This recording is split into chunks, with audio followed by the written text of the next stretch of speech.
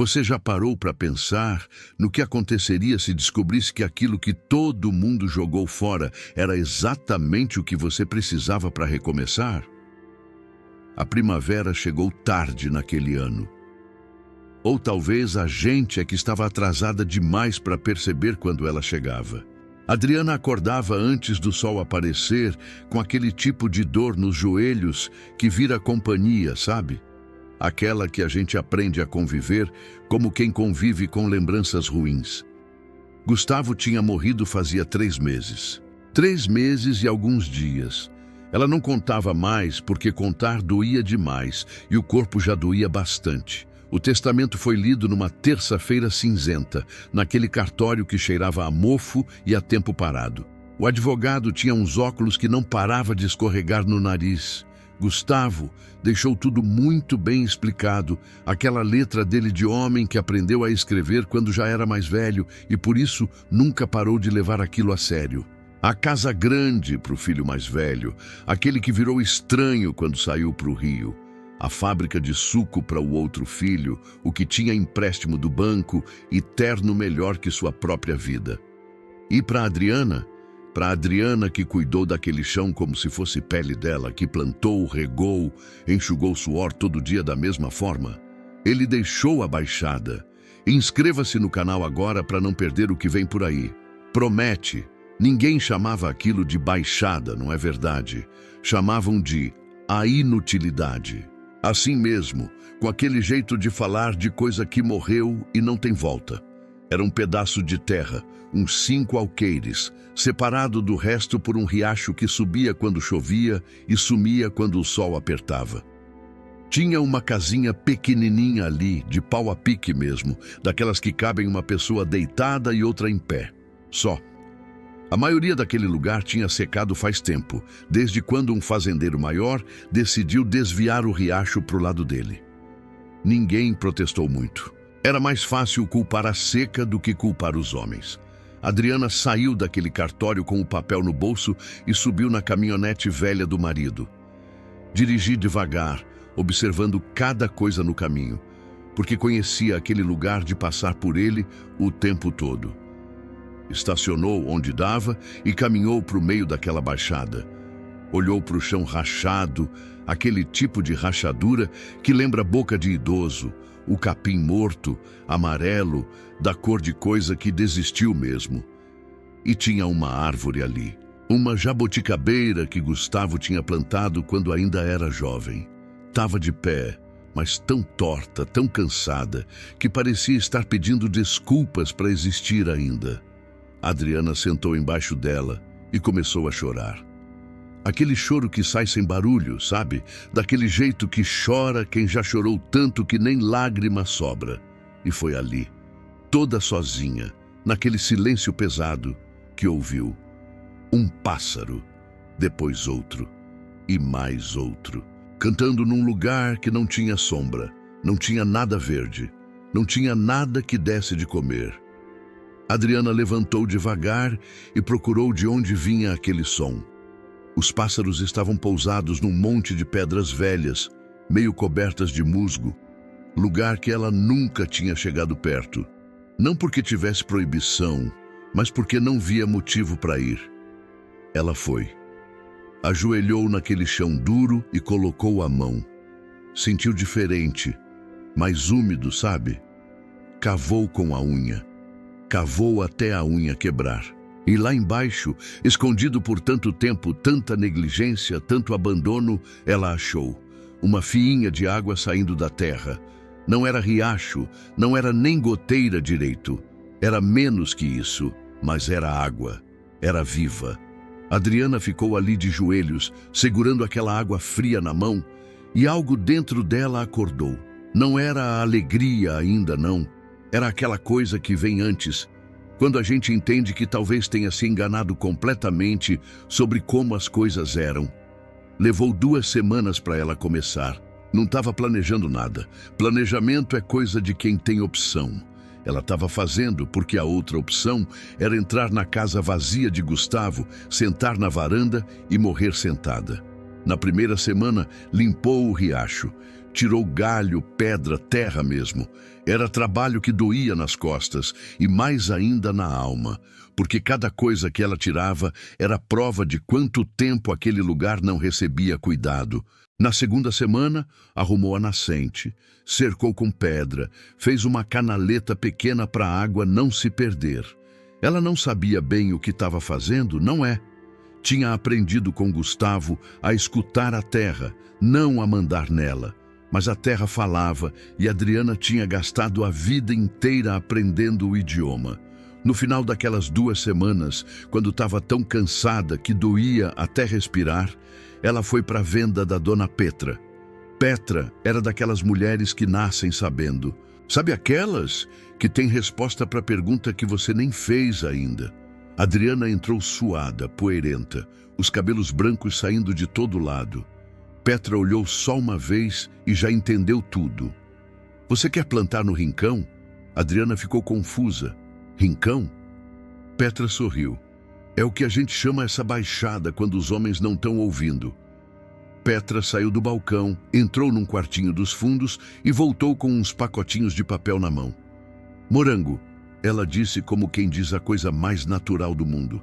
Você vai plantar morango. Morango? Aqui no sertão? Adriana olhou para aqueles pacotes feitos se fossem ouro mesmo.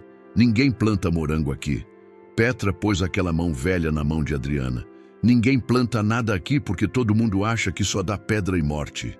Mas a gente sabe melhor, filha. A gente que passa a vida inteira nesse chão, essa terra aqui, ela disse, tem um segredo. As mulheres daqui sabem desde muito antes de eu nascer. Tem água embaixo. E quando você acha essa água, a terra vira outra coisa completamente. Petra entregou os pacotinhos. Planta onde está úmido, cuida como se fosse criança sua. E não desiste, porque o que você planta ali não é só fruto, é resposta para uma pergunta que essa terra está fazendo faz muito tempo. Adriana plantou no começo de setembro. Começou pertinho da nascente, onde o solo estava mais mole, mais receptivo. Preparou a terra do jeito que Petra tinha ensinado, misturando aquele esterco velho que estava guardado num canto. Regava de manhã bem cedo, quando o orvalho ainda molhava tudo. Regava de novo no final da tarde, quando o sol cansava de queimar. Os dias começaram a passar de um jeito que não tinha um nome certo. Não era mais aquele peso de viúva que não sabe para onde vai. Tinha direção agora, tinha ritual.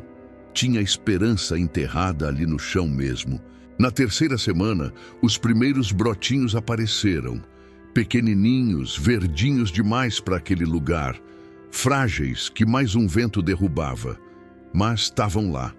Adriana ficou ajoelhada olhando para aquilo, feito se fosse milagre de verdade, feito Deus tivesse sussurrado para a terra que era hora de falar com ela novamente. No mês que vem, as plantas estavam fortes. Flores pequenas começaram a aparecer. Adriana sabia que flor vira fruto, mas aquilo era diferente demais. Era pessoal. Cada flor era resposta para uma pergunta que ela tinha feito sozinha na madrugada, chorando na casinha de pau a pique. No começo de novembro, quando o calor começava a ficar daqueles que machucam, os primeiros morangos apareceram. Não eram muitos, 30, 40 talvez. Pequenininhos, vermelhos, que mais parecia luz em vez de fruto. Adriana colheu aqueles morangos com as 2 mãos, feitos segurando o coração de outra pessoa. Levou para dentro, lavou cada um com cuidado, colocou numa tigela que tinha herdado da avó. Comeu um, depois comeu outro. O gosto era aquele doce e ácido que tira o ar de dentro do peito, aquele gosto que faz a boca inteira lembrar que ainda está viva mesmo quando o resto de você acha que morreu. A notícia começou a andar de boca em boca, do jeito que notícia anda no interior. Petra comentou para o marido dela. O marido comentou no bar com os amigos. No bar falaram para quem vinha comprar coisa. E, de repente, metade da região sabia que a viúva de Gustavo estava conseguindo fazer morango crescer naquela baixada que ninguém acreditava em nada. A maioria achava que era loucura. Morango no sertão. Morango numa terra que nem capim normal crescia. Tinha que ser loucura ou milagre. e ninguém acreditava em milagre naquele tempo. Seu Valdemar apareceu um dia numa tarde quente. Valdemar era o fazendeiro grande daquela região, sabe? Daqueles que medem a vida pelo tamanho do que tem. Veio com outro homem, esse de terno cinzento que devia ser da cidade. Adriana estava regando quando ouviu o carro. Se levantou, secou as mãos no avental, ficou de pé ali mesmo sem ir encontrar, porque todo o orgulho que restava para ela era aquele. Seu Valdemar, ela disse quando chegaram perto. Valdemar tocou no chapéu daquele jeito que homem toca quando quer parecer educado. Esse aqui é o Dr. Silva. Veio de Brasília para conversar sobre uns negócios. Dr. Silva sorriu com dentes de cidade, aqueles dentes brancos demais. Seu Valdemar me falou dos morangos que a senhora conseguiu fazer aqui. Bem interessante mesmo. Ele sorriu de novo. A senhora teria interesse em vender? Perguntou rápido, muito rápido, como quem tem medo que a resposta seja não. Nós somos investidores. A gente enxerga potencial onde outros veem só problema. Uma terra com água debaixo, perto da estrada, que produz fruta de valor, isso aqui vale bem. Adriana olhou para Dr. Silva, depois para Valdemar. Entendi, ela disse com aquela calma de quem não tem mais nada a perder mesmo. Não vendo. Valdemar respirou fundo, aquele tipo de respiração de quem está segurando coisa que queria falar e não consegue. Adriana, seja um pouco razoável. Isso aqui é um pedaço de chão. O que você está fazendo é pura sorte. Sorte cansa e some. Um dia qualquer a água some. O sol queima tudo. E você está aqui de novo com uma terra que não serve para nada. Dr. Silva entrou na conversa. A oferta é bem generosa, bem acima do valor que a gente normalmente oferece. Seria segurança para a vida que seu marido deixou. Adriana olhou para aquele doutor que nem sabia o nome correto de Gustavo. Depois, olhou para os seus pés sem sapato na terra, para as mãos que estavam toda marcada de trabalho, para o soquinho de morango que ela tinha conseguido fazer viver ali. Meu marido deixou essa terra para mim porque sabia que eu conseguia cuidar. Vocês estão oferecendo preço. Mas preço não é valor, não é? Dr. Silva piscou para Valdemar. Esse tipo de mulher é sempre o mais chato. Os olhos dele falavam. Passei todo esse tempo aprendendo como essa terra funciona. Ela continuou falando. Agora que ela está começando a fazer sentido, vocês vêm achando que eu vou sair do caminho.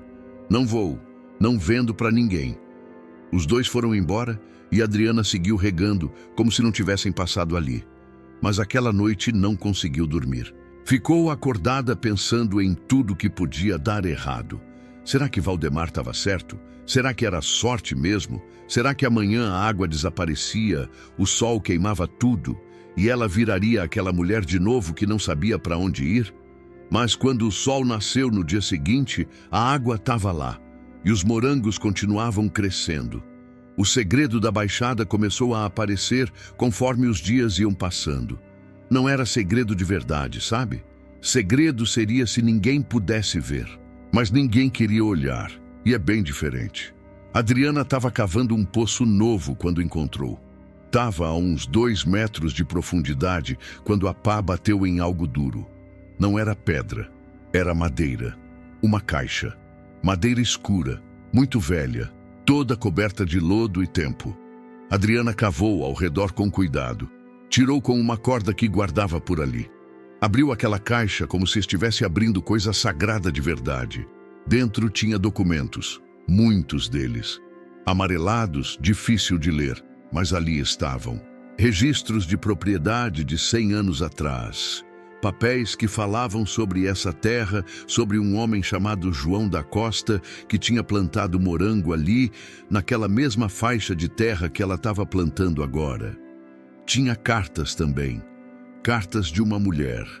A letra era pequena, delicada, daquele tipo de quem escreve pouco, mas escreve com respeito. As cartas falavam sobre a terra sendo boa, sobre morango doce que ela produzia, sobre como aquela fruta tinha mudado a vida daquela família. Mas depois, nas últimas cartas, tudo muda. aparecem palavras desesperadas. Um fazendeiro que queria a terra, como a família teve que sair, como tiveram que levar só o que conseguiam carregar. Mas alguém tinha deixado aquela caixa ali, de propósito, como se tivesse deixado uma mensagem para quem viesse depois. Adriana levou aqueles documentos para Dona Petra. Petra leu com os óculos escorregando, aquela mulher velha que sabia das coisas. Ficou em silêncio por um tempo. Depois, levantou os olhos. Eu sabia, ela disse. Minha avó foi amiga dessa mulher. Ela se chamava Josefa, plantava morango naquela baixada e fazia o melhor que essa região já viu. Os homens, os fazendeiros, não gostavam que mulher tivesse sucesso com algo que eles achavam que era deles. Petra devolveu as cartas. Por isso resolveram tirar a água, desviaram o riacho. E quando uma mulher vira estéril nesse chão, ela desaparece. Essa aqui deixou tudo para quem viesse depois. Para você, talvez. Adriana levou os documentos para a cidade. Procurou um advogado velho, aposentado, que Gustavo conhecia tempos atrás. O homem examinou tudo com essa calma de quem está examinando verdade mesmo. Aqui tem coisa importante, ele disse depois de um tempo. Essa Josefa deixou registro de que essa terra tinha talento para morango. Deixou prova que alguém tentou tirar isso dela. Documentação antiga, assim, que vinha de caixa enterrada. Isso tem peso em qualquer tribunal. Se alguém vier atrás dessa terra, você tem arma. Adriana saiu de lá com aqueles papéis de novo e algo mudando dentro do peito. Não era segurança. Segurança não existe em lugar nenhum, mas era reconhecimento de que ela não estava inventando nada, de que tinha outra mulher 100 anos atrás, numa luta parecida, que tinha deixado sinais para ela. A produção cresceu como coisa que amadurece no tempo certo. No mês de dezembro, Adriana colhia morango toda manhã, embrulhava em papel, preparava para a feira de domingo. Seu Valdemar apareceu de novo. Dessa vez, sozinho. Ficou parado olhando a plantação. Adriana continuou colhendo como se ele não tivesse lá. Depois de um tempo, ele falou: "Você não tem medo, não? Medo de quê?" Adriana perguntou sem parar. "De ficar aqui sozinha, de isso não funcionar, de perder tempo com terra que pode não produzir de novo." Adriana sentou no chão, cercada de morango vermelho brilhando. "Tenho medo, sim," ela disse. "Mas medo de quê mesmo? Eu ainda estou descobrindo." Valdemar saiu dali e nunca mais voltou para oferecer compra. A primeira colheita grande foi de 5.000 quilos. 5.000. Adriana não acreditava no número. Não sabia como tanto morango cabia naquele pequeno pedaço de terra. Mas cabia. Começou vendendo na feira de domingo. Depois, na venda de Dona Petra. Depois, virou fornecedora de um restaurante na cidade que estava abrindo. Depois, outro restaurante. E depois, mais outro. No segundo ano, a Baixada produzia 25.000 quilos. 25.000. O número era tão grande que não parecia real.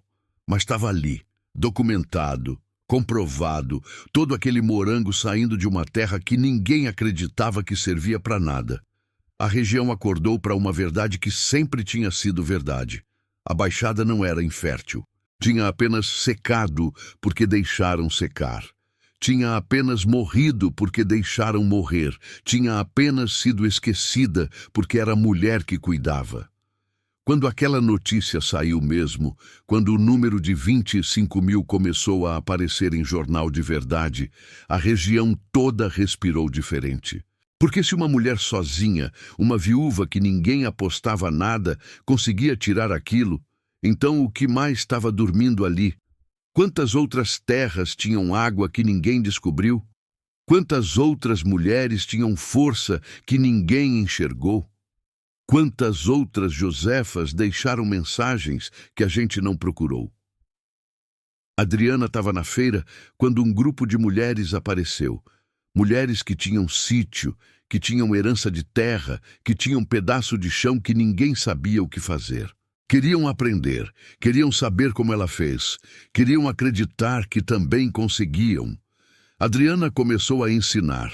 Mostrava como procurar água onde ninguém procura, como respeitar a terra que tem vocação, como plantar quando todo mundo diz que não é hora, como esperar quando o desespero bate na porta. As mulheres aprendiam e começavam a plantar melancia, abóbora, couve, outras frutas. Não viravam morango, mas viravam algo. Viravam prova de que a terra não estava errada. O erro era de quem deixava morrer o que era bom. Dona Petra envelheceu rápido depois disso, como se tivesse cumprido para que tinha vindo. Mas antes de descansar, chamou Adriana para perto. "Senta aqui do meu lado", ela disse. Adriana sentou. Petra pegou sua mão. "Você fez o que Josefa não conseguiu, não porque você fosse mais forte, porque você teve sorte de encontrar a mensagem, porque teve coragem de confiar quando tudo dizia que era loucura." Petra respirou fundo. "E agora tem mais mulheres vindo, plantando, acreditando. Isso é cura, filha, cura de terra e de gente." Petra dormiu naquela noite e não acordou. Adriana chorou no funeral. Chorou porque perdia uma amiga que tinha acreditado nela. Chorou porque aquela mulher tinha sido ponte entre Josefa de 100 anos atrás e ela. Chorou porque a história tinha passado de mão em mão e ninguém tinha perdido nada. Adriana plantou uma jaboticaba no túmulo de Petra. Jaboticaba porque é fruta que demora, que teima, que cresce como quem não sabe desistir. Quando voltou para a baixada, a água estava lá, os morangos estavam lá, os pássaros cantavam. E Adriana sentou embaixo daquela jabuticabeira velha de Gustavo e entendeu de verdade. Entendeu que não tinha vencido ninguém. Não tinha provado nada para a região toda. Tinha simplesmente plantado. Tinha simplesmente acreditado. E quando você planta acreditando, coisa que parecia seca, rebenta. Coisa que parecia morta, volta a cantar. Coisa que parecia perdida, se encontra de novo. Hoje, quando pessoas vêm de longe para conhecer aquela terra que produz morango no sertão, Adriana não conta história de vitória. Conta de cuidado, de como procurou água onde ninguém procurava, de como plantou quando ninguém plantava, de como esperou quando ninguém esperava, de como uma caixa deixada por uma mulher 100 anos atrás sussurrou: "Continua, alguém vem depois, e é você que faz isso valer." Aqueles 25 mil quilos de morango que saem todo ano não são prova de que ela venceu, são prova de que a terra sempre soube. Estava só esperando alguém que acreditasse o suficiente para escutar. E é isso. Você chegou até aqui porque isso toca algo em você. Porque você tem Adrianas dentro de si também.